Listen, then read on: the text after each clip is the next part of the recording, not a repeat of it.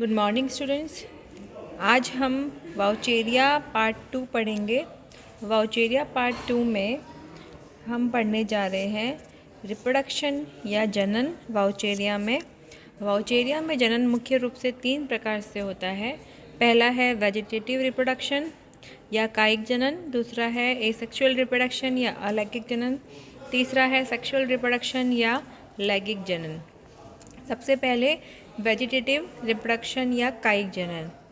कायिक जनन कैसे होता है बेटा? मैंने आपको बताया था कि इसकी संरचना कैसी होती है। फिलामेंटस या तंतुनुमा फिलामेंट जो होते हैं वो ब्रांच्ड होते हैं। So the vegetative reproduction takes place due to accidental breakage of the vegetative filament. Septa are formed in the injured region. तो कायिक जनन के समय क्या होता है कि पुराने भाग या तो क्षय हो जाते हैं या आकस्मिक दुर्घटना के कारण थैलस कुछ या अधिक खंडों में टूट जाता है और जो प्रत्येक खंड होता है वह स्वतंत्र सूक्ष्म सुकाय के रूप में व्यवहार करने लगता है। नेक्स्ट है एसेक्सुअल रिप्रोडक्शन या अलैंगिक जनन। अलैंगिक जनन वाउचेरिया में होता है जूस्पोर या चल बीजाणु के द्वारा। दूसरा होता है एप्लेनोस्पोर के द्वारा, जिसको हम अचल बीजाणु कहते हैं। और तीसरा होता है एकाइनिट के द्वारा, जिसे हम निश्चेष्ट बीजाणु कहते हैं। इन तीनों को हम एक एक करके पढ़ेंगे। पहला है बाय जूस्पोर। ये सबसे इम्पॉर्टेंट है क्योंकि वाउचेरिया का जूस्पोर सबसे अलग होता है। जितने भी हमने एल्गी पढ़ी है या पढ़ेंगे उनसे वाउचेरिया का जूस्पोर काफ़ी अलग होता है। तो ये मैं इम्पॉर्टेंट बताऊंगी, आप लोगों के लिए काफ़ी इम्पॉर्टेंट है। देन चल बीजाणु। Zoospores are formed singly inside the zoosporangium. प्रत्येक चल बीजाणुधानी के अंदर एक जूस्पोर का निर्माण होता है और चल बीजाणुधानी फिलामेंट के एपिकल रीजन या शीर्ष पर बनती है। तो यहाँ पे मैं डायग्राम दिखा रही हूँ आपको। ये ए में आप देख रहे हैं एक फिलामेंट का शीर्ष है जिसके ऊपर एक चल जो कोशिका थी उसमें पट का निर्माण हो गया। एक ऊपर की जो पार्ट है वो चल बीजाणुधानी में कन्वर्ट हो गई और वहाँ पर ही जूस्पोर या चल बीजाणु का निर्माण हुआ। During formation of zoosporangia, more amount of nuclei in cytoplasm accumulate towards the apex. चल बीजाणुधानी के निर्माण के समय अधिक मात्रा में केंद्रक तथा कोशिका द्रव्य शीर्ष की ओर एकत्रित हो जाते हैं। Thereby the vacuole become reduced in size. उसकी वजह से क्या होती है, जो बीच में जो खाली वेक्यूल है वह साइज में रिड्यूस हो जाती है। आप दोनों में अंतर देख पा रहे हैं कि आप वेक्यूल मतलब खालीपन आपको बीच में नज़र आ रहा है नीचे की साइड में, लेकिन ऊपर की साइड में आपको खालीपन नज़र नहीं आ रहा। तो इसलिए वेक्यूल जो है वो उसकी साइज़ रिड्यूस हो जाती है। The upper portion get separated from rest of the filament by cross wall and form apical sporangium. हमने देखा बीच में एक सेप्टा का निर्माण हो गया और एक एपिकल स्पोरेंजियम बन गई। Sporangium become club shaped. यह एक भाले के समान बन जाती है, इसको हम कहते हैं club shaped. And dark green in colour. यह डार्क ग्रीन होती कलर में। Then after some time the orientation of nuclei and chloroplast get reversed. अगर हमने लास्ट टाइम जब पढ़ा था तो उसके अकॉर्डिंग हमने देखा था कि जो ओरिएंटेशन होता है न्यूक्लियाई का वह अंदर की तरफ होता है सामान्यतया वेक्यूल के पास में, और जो क्रोमेटोफोर्स होते हैं वो बाहर की तरफ या परिधि की तरफ होते हैं। लेकिन चल बीजाणु धानी के निर्माण के बाद में इनका ओरिएंटेशन बदल जाता है। कैसे? The nuclei present toward the centre of the vegetative filaments come to the periphery. जो केंद्रक बीच में थे वे बाहर की तरफ आ जाते हैं और जो क्लोरोप्लास्ट बाहर की तरफ थे वे बीच में आ जाते हैं। तो इस प्रकार से आप ये देख रहे हैं डायग्राम, यहाँ पे हम देख पा रहे हैं कि इसमें ये है जूस्पोर का डायग्राम जिसमें कि केंद्रक बाहर की तरफ आ गए हैं और जो क्रोमेटोफोर्स हैं वो अंदर की तरफ आ गए हैं। Then before liberation entire protoplast of the zoosporangium contract slightly. उसको बाहर निकलने से पहले पूरा प्रोटोप्लास्ट जो है जूस्पोरेंजियम का वह थोड़ा सा संकुचित होता है। During liberation a narrow aperture develop on the apex. जो इसका शीर्ष है वहाँ पर एक छोटा सा छिद्र उत्पन्न होता है और इस छिद्र के द्वारा जूस्पोर लिबरेट होता है या बाहर निकलता है। Flagella are form during liberation. जब ये बाहर निकलते इस पर फ्लैजिला का निर्माण हो जाता है। और the zoospore are yellowish green ovoid multinucleate and multiflagellate. जो इसके चल बीजाणु होते हैं, चल बीजाणु अंडाकार या गोल होते हैं, ये बड़े होते हैं और बहुकोशिकाभिकी संरचना होती है और बहुकेंद्र की संरचना होती है। हैविंग स्मॉल सेंट्रल वैक्यूल, इसमें एक छोटी सी बीच में सेंट्रल रिक्तिका होती है। And many chromatophore situated between the vacuole and peripheral nuclide, सबसे बाहर न्यूक्लियस होते हैं, उसके बीच में फिर क्लोरोप्लास्ट या फिर क्रोमेटोफोर्स होते हैं और उसके अंदर वैक्यूल होती है। The paired flagella are unequal in length, जो इसके फ्लैजिला होते हैं उसमें जो they are unequal in length. अगर हम बात करें कि जैसे आपने संरचना देखेंगे तो वो दोनों साइज़ में से एक थोड़ा छोटा होता है, एक थोड़ा बड़ा होता है, तो they are unequal in length. The paired flagella this zoospore is different from other zoospore and also called synzoospore, इस प्रकार का जूस्पोर दूसरे जूस्पोर से अलग होता है, इसीलिए इसे सिनजूस्पोर भी कहते हैं। सिनजूस्पोर शब्द केवल वाउचेरिया में काम में लिया जाता है, तो ये बहुत इंपॉर्टेंट है, इसे आप ध्यान रखेंगे।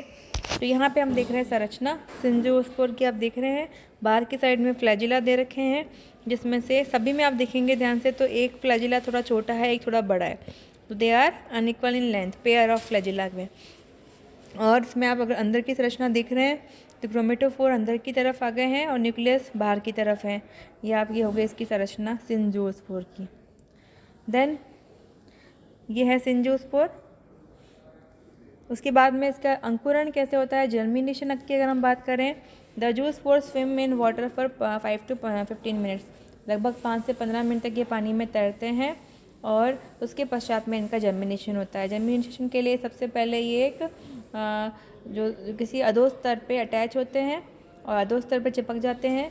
इसके पश्चात ये बीजाणु अपनी कशाभिकाएँ त्याग देते हैं और तथा अपने चारों ओर एक पतली भत्ती का निर्माण कर लेते हैं। तो क्या हुआ कि कशाभिकाएँ तो इन्होंने जो फ्लैजिला थे वो हट जाते हैं और पतली भित्ति का निर्माण हो जाते हैं। अतः अंकुरण से पूर्व चल बीजाणु जो होता है वह अकशाभिक होता है, यानी नॉन फ्लैजिलेट होता है और अगतिशील तथा निश्चेष्ट हो जाते हैं। और इसमें अंकुरण के समय में 1 से 3 तक क्या बनते हैं, एक थोड़ी सी आउटग्रोथ बनती है जिसको हम कहते हैं साइफोनस आउटग्रोथ, और उसके बाद में इसका अंकुरण हो जाता है। तो the 2 tube like outgrowths develop in opposite direction, one of the 2 outgrowths elongates branches to form colorless lobed holdfast and the other outgrowth form yellow green tubular sinusitic filament। अब ये देखिए इसमें हम देख रहे हैं कि इसमें 2 आउटग्रोथ बनी, जिसमें से एक ने तो बनाया नीचे वाला होल्डफास्ट और दूसरा बनाता है फिलामेंट, तो ये है ट्यूबुलर आउटग्रोथ्स। तो इस प्रकार से संरचना होती है किसकी, सिनजोस्पोर की। एप्लेनोस्पोर की हम बात करें, एप्लेनोस्पोर क्या होता है, एप्लेनोस्पोर होते हैं अचल बीजाणु। तो ये क्या होते हैं, these are non motile asexual spores formed in special structure called aplanosporangia. इसका निर्माण अचल बीजाणुधानी में होता है जिसको हम एप्लेनोस्पोरेंजिया कहते हैं। The aplanospores are produced singly in cells at the terminal end of the short lateral or terminal branch. यह भी इकलौता ही बनता है, अकेला बनता है एक चल बीजाणुधानी में, और इसकी जो चल बीजाणुधानी की पोजीशन होती है वह टर्मिनल शीर्षस्थ या फिर लेटरल भी हो सकती है। The protoplasm of aplanosporangium get metamorphosized into single multinucleate aplanospore. जो इसका प्रोटोप्लास्ट होता है वह बता चुकी हूँ मैं already. The formation and structure of aplanospore and zoospore is similar. देखिए संरचना में जूस्पोर और एप्लेनोस्पोर बिल्कुल समान है, केवल अंतर किसका है, फ्लैजिला का। कैसे बनती है, क्या उसका लिबरेशन होता है, वो सब बिल्कुल समान है, केवल एप्लेनोस्पोर में फ्लैजिला नहीं पाए जाते। तो ये देखिए सेम वही है, इसमें भी ऊपर एक एपर्चर बना, एप्लेनोस्पोर बाहर निकल गया, फिर उसके अंदर उसका जर्मिनेशन हुआ, पर यहाँ पे हम देख रहे हैं फ्लैजिला नहीं पाए जाते। ये भी वापस वही है एप्लेनोस्पोर वाउचेरिया का। अब बात करेंगे हम एकाइनीट की। एकाइनीट मतलब निश्चेष्ट बीजाणु। हम जानते हैं कि सभी एकाइनीट अनफेवरेबल कंडीशंस में बनते हैं, तो वही ड्रॉट या लो टेम्परेचर पे। एकाइनीट का निर्माण कहाँ होता है, terminal part of lateral branches, पार्श्व शाखाओं के शीर्ष पर होता है। Where protoplasm migrates to the tip followed by cross wall formation. तरीका वही है कि प्रोटोप्लाज्म ऊपर की ओर चला गया, फिर बाद में एक नीचे पट का निर्माण हो गया। These multinucleate thick walled segments are called akinete और हिप्नोस्पोर। इनको हम एकाइनीट या हिप्नोस्पोर कहते हैं। The akinetes by successive divisions में form numerous thin walled bodies called cyst. इस एकाइनेट में क्या होता है, फिर कंटिन्यूसली डिवीजन या विभाजन होता रहता है, जिसके द्वारा पतली पित्ती वाली संरचनाएं बनती है, जिसको हम सिस्ट कहते हैं।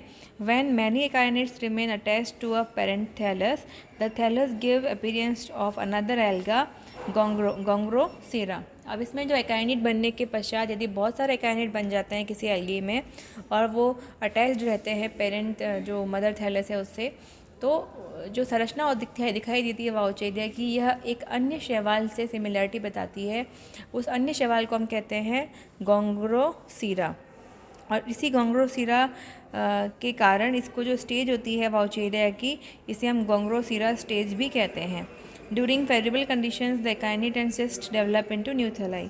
अनुकूल परिस्थितियाँ आने पर ये एकाइनेट और सिस्ट जो होते हैं वो नए थैलस का निर्माण करते हैं। तो ये संरचना आप देख पा रहे हैं, ये है वाउचेरिया में किस प्रकार से एकाइनेट का निर्माण होता है। और तो ये जो आप पहला फिलामेंट ए देख रहे हैं जिसमें बहुत सारे एकाइनेट है, तो ये सिमिलरिटी दिखाते हैं गोंग्रोसीरा से, इसलिए इसको हम कहते हैं गोंग्रोसीरा स्टेज। ओके, तो इसमें आप देख पा रहे हैं, फिर इसमें बहुत सारी अमीबॉइड सिस्ट बन जाती है इसके अंदर डिवीजन हो के एकाइनेट के अंदर, और प्रत्येक जो सिस्ट है वो एक नए थैलस का निर्माण करती है। ठीक है बेटा, तो ये होगा एकाइनेट। अब हम पढ़ेंगे लास्ट सेक्सुअल रिप्रोडक्शन या लैंगिक जनन वाउचेरिया में। वाउचेरिया में sexual reproduction advanced oogamous type का होता है। प्रगत विषम युग्म की, जो हम ऑलरेडी पढ़ चुके हैं क्या होता है, male sex organ antheridia, female sex organ oogonia होता है। Majority of the fresh water species are monoecious और होमोथिलिक। अधिकांशतः जो स्वच्छ जलीय जातियाँ होती है वह मोनोशियस मतलब द्विलिंगाश्रयी या समजालिक होती है, जिसमें मेल और फीमेल दोनों एक ही थैलस पर होते हैं। While some species like Vaucheria dichotoma, Vaucheria litorea, Vaucheria medenensis, तो ये सब कुछ जातियाँ होती है जो कि एक लिंगाश्रय होती है। आप एक दो उदाहरण याद कर लीजिए बस वाउचेरिया डाइकोटोमा या लिटोरिया का। There are different types of arrangements of antheridia and oogonia in homothallic species. समजालिक जो स्पीशीज होती है उसमें भी जो अरेंजमेंट होता है एंथ्रीडिया का वह अलग अलग प्रकार का होता है कि वो एक दूसरे के पार्श्व में स्थित हैं या क्या उसकी संरचना है। ये टेक्सोनॉमिक इम्पोर्टेंस भी रखता है क्योंकि इसी के आधार पर वाउचेरिया की जातियों को अलग अलग किया जाता है। तो अगर हम बात करें इसमें लैंगिक जनन की, तो पहले हम पढ़ेंगे एंथ्रीडिया। द मेच्योर एंथ्रीडिया में बी सिलेंड्रिकल, ट्यूबुलर, स्ट्रेट और स्ट्रांगली कर्व्ड। जो परिपक्व एंथ्रीडिया होती है या पौधानी होती है वह सिलेंड्रिकल मतलब बेलन के समान, ट्यूब के समान और थोड़ी सी कर्व्ड होती है। The antheridium is separated from main filament by a septum. अब आप देखिए एंथ्रीडियम यहाँ पे हम दिख रहे हैं, एंथ्रीडियम का निर्माण देख रहे हैं। अब एंथ्रीडियल ब्रांच बना है, इसमें धीरे धीरे बीच बाद में एक सेप्टम बन जाता है। यहाँ पे आप दिख रहे हैं सेप्टम बन गया और उसके आगे एंथ्रीडियम, तो ये हल्का सा कर्व्ड हो गया एक फिलामेंट एंथ्रीडियम का निर्माण करता है। The young antheridium is usually green in colour, it contain cytoplasm, nuclei and chloroplast. The mature antheridia are yellow and contain many spindle shaped antherozoids. The antherozoids are liberated through a terminal pore. अब ये देखिए, ये तो है antheridial fill branch, ये है antheridium और यहाँ पे पूरा एंथ्रीडियम के अंदर आगे आपका एंथ्रोजॉइड का निर्माण हो चुका है। एंथ्रोजॉइड आप देख रहे हैं, एंथ्रोजॉइड मुक्त होके फिर आगे फर्टिलाइजेशन करते हैं। तो एंथ्रोजॉइड यहाँ दिखाए गए हैं, they are liberated through a terminal pore. आगे की साइड में एक पोर का निर्माण हुआ है, यहाँ डायग्राम नंबर जी में देखिए, और यहाँ से वे मुक्त हो जाते हैं। तो ये बात हुई एंथ्रीडिया की। oogonia की बात करें, the oogonia development starts with accumulation of colourless multinucleate mass of cytoplasm near the base of antheridial branch. जब पहले एंथ्रीडियम का निर्माण होता है, एंथ्रीडियम का जहाँ निर्माण होता है उसके नीचे आप देख रहे हैं बहुत सारे न्यूक्लियस आके इकट्ठे हो गए हैं। ये देखिए वंडरप्लाज्म लिखा हुआ है ना, वंडरप्लाज्म, ये क्या है, यहाँ पे बहुत सारे केंद्रक आके इकट्ठे हो गए हैं और यहाँ पे बहुत सारा साइटोप्लाज्म इकट्ठा हो गया, क्योंकि उनको पता है कि जब एंथ्रीडियल ब्रांच बन गई है तो यहाँ पे oogonia का बनना भी प्रारंभ होगा। तो ये वंडरप्लाज्म यहाँ पे इकट्ठा हो जाता है। वंडरप्लाज्म के इकट्ठे होने के बाद में एक बी में आप देख रहे हैं एक हल्का सा उभार बनता है और ये उभार धीरे धीरे एक फ्लास्क शेप संरचना में कन्वर्ट हो जाता है जिसे हम कहते हैं oogonia। ओके, तो यहाँ पे हम देख रहे हैं the accumulated cytoplasm has been termed as wanderplasm. तो हमने 3 नए शब्द पढ़े वाउचेरिया में, एक पढ़ा सिंजोस्पोर, उसके अलावा हमने पढ़ा गोंग्रोसीरा स्टेज, उसके वाला हमने पढ़ा wanderplasm. The wanderplasm enters into the outgrowth or bulging of the main filament. हम बता चुके हैं ऑलरेडी, यहाँ से एक आउटग्रोथ निकलती है। आउटग्रोथ को हम ओगोनियल इनिशियल या अंडधानी प्रारंभिक कहते हैं। बहुत सारा साइटोप्लाज्म न्यूक्लियस जो होते हैं वो ओगोनिया में प्रवेश कर जाते हैं और एक गोलाकार संरचना बन जाती है जिसे हम ओगोनियम या अंडधानी कहते हैं। जैसे जैसे अंडधानी मैच्योर होती है यह मेन ब्रांच से सेपरेट होकर एक सेप्टम बना लेती है, एक पट का निर्माण हो जाता है। The mature oogonium is uninucleate. सबसे इंपॉर्टेंट चीज़ है कि सभी संरचनाएं मल्टी न्यूक्लियड होती है, चाहे वो ज़ूस्पोर हो, एकाइनेट हो या क्या कहते हैं एंथ्रीडियम हो, लेकिन ओगोनियम क्या होगी, एक केंद्र की संरचना है, ये याद रखेंगे आप। The nucleus of oogonium with protoplasm develops into a single egg. इसका एक जो केंद्रक होता है वो एक सिंगल एग का निर्माण करता है। अब बाद में हम देख रहे हैं कि कैसे फर्टिलाइजेशन होता है। आप देखिए,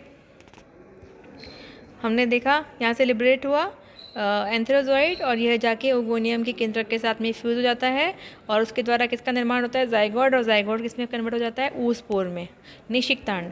अब हम पढ़ेंगे oospore का जर्मिनेशन।